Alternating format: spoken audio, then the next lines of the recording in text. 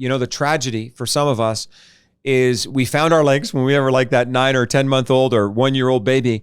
But then, life happened, maybe difficulty happened, maybe hardship happened. And we just ended up finding ourselves sitting more than moving. And I mean like actually physically sitting more than moving. And I'm not trying to judge you. I'm also not trying to tell you to go run a marathon, but you and I were born to move. And, scientists tell us that sitting is the new smoking. So whatever you think smoking is bad for, and it's bad for a whole bunch of things. Well, sitting is just as bad as that. So get moving, okay? High performers and definitely CEOs, they're moving. They got things to do, places to go, people to see, and dreams to accomplish.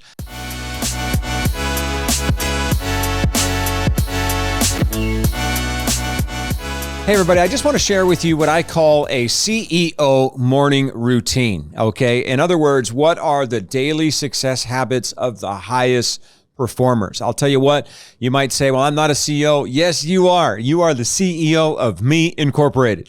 You're the CEO of your life. Maybe you're the CEO of your family. You're definitely the CEO of your destiny and your dreams.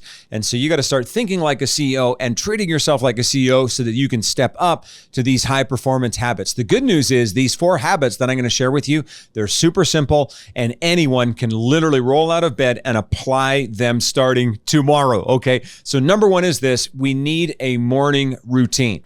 So what is your plan for the first hour or 2 of your morning? Did you know that they've actually studied folks who were stuck in poverty for a long time? And listen, I was one of them. I was raised that way. And so I say this with a lot of empathy, but let me promise you, a lot of the people that I grew up with did not spend a lot of time thinking about their morning routine. They rolled out of bed whenever they got out of bed. Maybe they turned the TV on. Maybe they got a coffee, but they actually didn't, with precision and planning, think about their morning routine. Now, for me, I have a very well-developed morning routine that lasts about 2.5 hours. And so, I get up at about, 3:15, 3:30. I'm in my office by 7. And so, some of that is driving, from my home to my office, but from about 3:30 until 7, I have a very specific set of practices, rituals, and routines that take me about 2.5 hours in order to make sure that I optimize my capacity. Now, for me, that involves spending time in prayer. That involves spending time in my journal. That involves spending time in scripture. That involves doing some meditation and some deep breathing. That involves doing some working out. That involves, doing my ab routine because I like having a 6-pack of abs. That involves a whole bunch of things. But it's not so much that you got to do this or you got to do that, because my routine may end up being different from yours, and that's okay. But it's just that we put some thought and some intentionality into it, because every day is an energy exchange. And so, by the time you get into the world, like in other words, let's say you get at the office at 7 or 8 or 9 or however your day works, whenever you start engaging with people, your energy starts getting pulled on. And from that moment until like the time you put your head on the pillow at night, that battery of your energy is being drained all day long.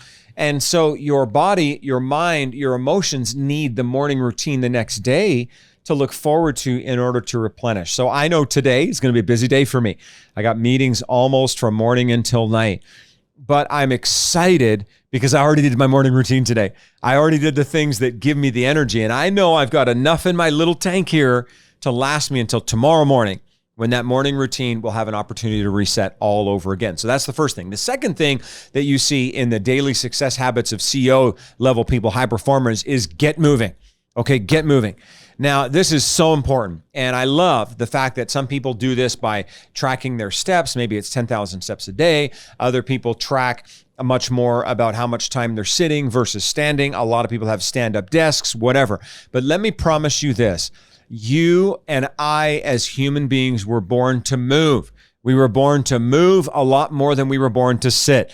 I'm not saying we don't need some time for sitting and some time for sleeping. But you know what? My wife and I, we just had a beautiful baby. His name is Jaira. He's 3 months old. Guess what? He's doing a lot of sitting and he's doing a lot of sleeping, right? Because he can't do anything else, right? Like literally, even if he wanted to, he can't. But in about 6 months, because this is child number 4 for me, everything's going to change. And he's going to find his legs, and then we're not going to be able to stop him. And that, I'm telling you, is the healthiest thing on the planet.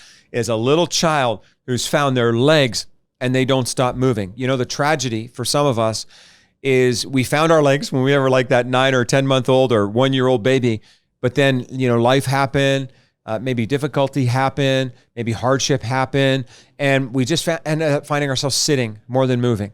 And I mean like actually physically sitting more than moving. And I'm not trying to judge you. I'm also not trying to tell you to go run a marathon, but you and I were born to move. And, you know, scientists tell us that sitting is the new smoking.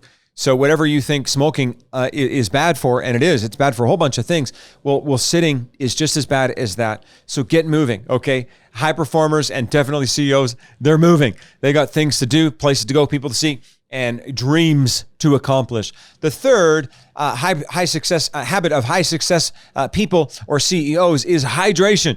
Now, you know, over here is my water. And the reason I've got my water so close is because we need to be hydrated. Now, you know, you could be a person who says, well, I like to drink a gallon of water a day. Other people say that's way too much. For me, I need 2 liters of water a day. Somebody else could say, I need 1.5 liters. But the amount doesn't matter so much as making sure that your systems have what they need in order to function.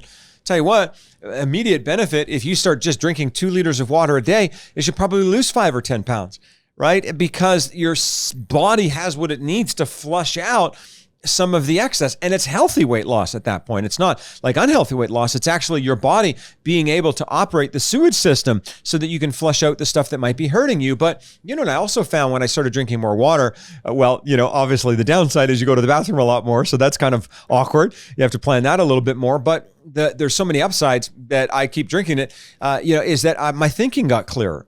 I actually found I needed less coffee. I needed less caffeine. I found that I was able to process information better. I think that we all know that water is the stuff of life, right? As a matter of fact, I'll just take a drink now. If you're okay with it.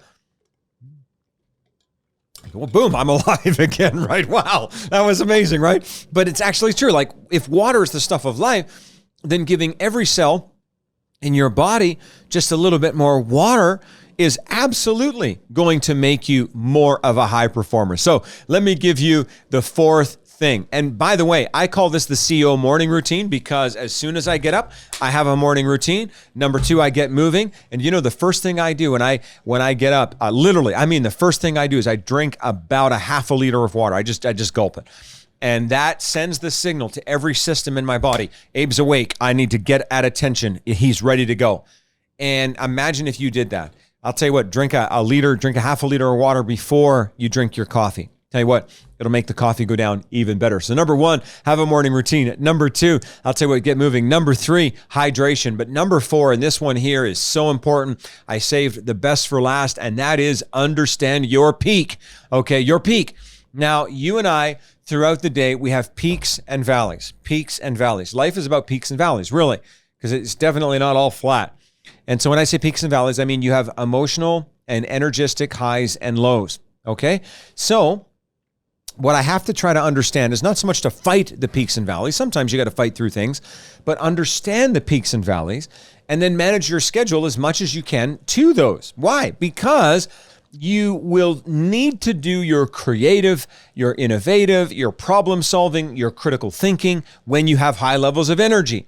But when you have low levels of energy, that's when you're probably going to be okay to sit at a desk and work through some spreadsheets and do some of the sort of the grunt work, the things that you don't necessarily like doing, but you know that they just simply need to do them if you're going to hang on to the job or the thing that you're trying to build.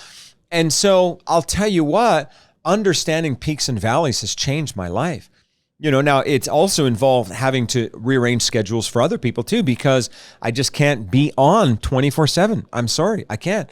But hey, neither can you. And so that's all right. We live in the real world. But if I know what my peaks and valleys are, then I can make sure that I have my best available when I need it most. And that is the process and the point of peaks and valleys. So I hope those 4 daily success habits of high performers help you get a morning routine, get moving, get hydrated, and understand your peaks. Thanks so much for tuning in. Go to CertifiedFlourishingCoach.com. Check us out. We are always here for you.